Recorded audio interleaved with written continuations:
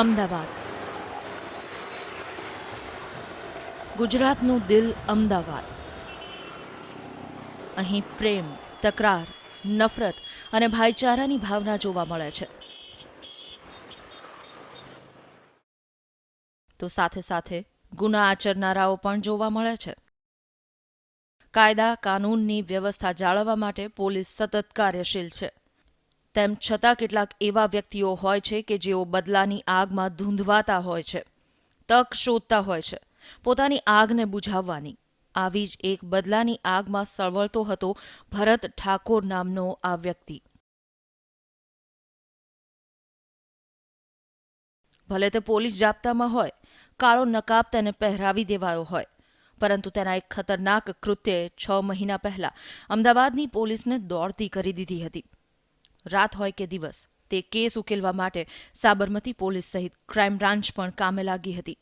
પરંતુ આ શાતીર અપરાધી એટલો ચાલાક હતો કે તે પોલીસના હાથમાં નહોતો લાગતો. કહેવાય છે ને કે કાયદાના હાથ લાંબા હોય છે.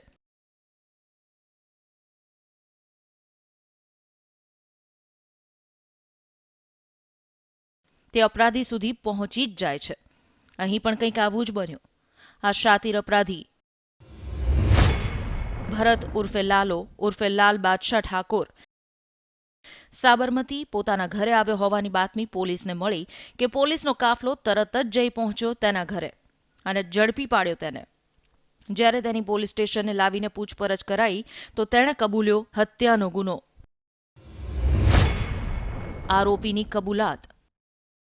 જેવી આરોપી ભરત ઠાકોરે પોલીસ સમક્ષ હત્યાની કબૂલાત કરી કે 6 મહિના અગાઉનો મર્ડરનો કેસ ઉકેલાઈ ગયો. સાબરમતી પોલીસ સ્ટેશનની સામે જે BRTSની લાઈન જાય છે ત્યાં વહેલી સવારે છરી મારેલે હાલતમાં એક લાશ મળી આવેલી હતી. એ મરનાર વ્યક્તિનું નામ જગદીશભાઈ ઉર્ફે ચૂકો ઈશ્વરભાઈ પરમાર છે અને આ વ્યક્તિ પોતે 21 વર્ષની હતી અને 19-20ની રાતમાં આ 19-20 ઓગસ્ટ મહિનાની રાતમાં એનું મર્ડર કરવામાં આવેલું અને સવારે આ લાશ મળી આવેલી હતી. પોલીસ તપાસ મુજબ આરોપી ભરત ઠાકોર સાબરમતીના તપોવન છાપરાનો રહેવાસી છે અને તેણે 20 ઓગસ્ટ 2016ના રોજ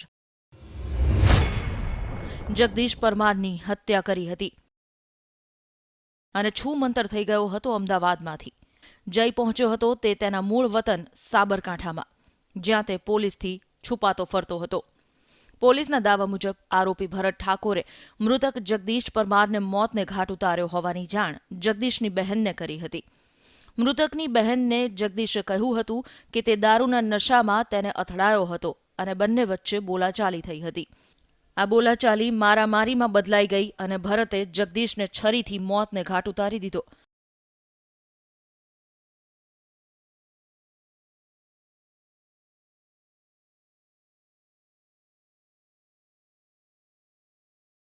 જોકે સમગ્ર મામલાની હકીકત આરોપી ભરતે પોલીસને નહોતી આપી, પરંતુ આ ગુનામાં શકમંદોની તપાસ કરતા ભરતનું નામ સામે આવ્યું, જેની ધરપકડ કરાતા હત્યાનું ખરું રહસ્ય ખુલ્યું. પ્રણય ત્રિકોણમાં જગદીશની હત્યા. જી હા, વાત 6 મહિના અગાઉની છે. આરોપી ભરત એક યુવતીને પ્રેમ કરતો હતો. ભરત જે યુવતીને પ્રેમ કરતો હતો તે જ યુવતીને મૃતક જગદીશ પણ પ્રેમ કરતો હોવાની જાણ આરોપી ભરતને થઈ અને તેણે રસ્તામાંથી કાંટો કાઢવા માટે જગદીશની હત્યા કરી હોવાનું પોલીસ તપાસમાં સામે આવ્યું. એને એવું વહેમ હતો કે જે વ્યક્તિ સાથે પોતે પ્રેમમાં છે એની સાથે આ જગદીશે વાતચીતના સંબંધ વધારેલા છે, જેથી કરીને એ ઉશ્કેરાઈ અને એની સાથે ઝઘડો કરેલો હતો. ત્યાર પછી એ એટલો બધો આ બાબતે ડિસ્ટર્બ થઈ ગયેલો હતો કે એણે પોતે એવું નક્કી કરેલું કે જગદીશને ગમે એમ કરીને પતાવી દેવો. પોલીસના દાવા મુજબ આરોપી ભરત અગાઉથી જ ગુનાહિત ઇતિહાસ ધરાવે છે. આરોપી વર્ષ 2008માં વાહન ચોરીના ગુનામાં પોલીસના હાથે ઝડપાઈ ચૂક્યો હતો. એટલું જ નહીં, સાબરમતી અને માધુપુરા પોલીસે પણ ચોરી અને લૂંટના ગુનામાં તેની ધરપકડ કરી. ભરત જનૂની સ્વભાવ ધરાવતો હોવાથી પોતાની સાથે તે છરી જેવું ઘાતક હથિયાર પણ રાખતો હોવાનું ખુલ્યું.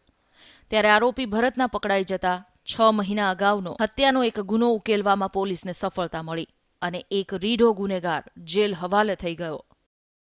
ઋત્વિજ સોની સાથે bureau report, ETV news, crime file, Ahmedabad.